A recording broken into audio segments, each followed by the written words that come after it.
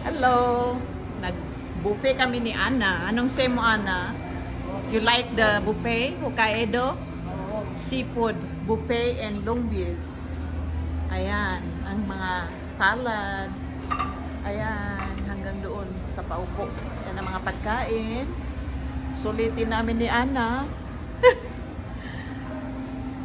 Ayan. Mga sushi. Sushi. Ayan. Mga pagkain. Ayan. Ayan naman ang mga sweet. Sweet. Soup. Ayan ang mga soup.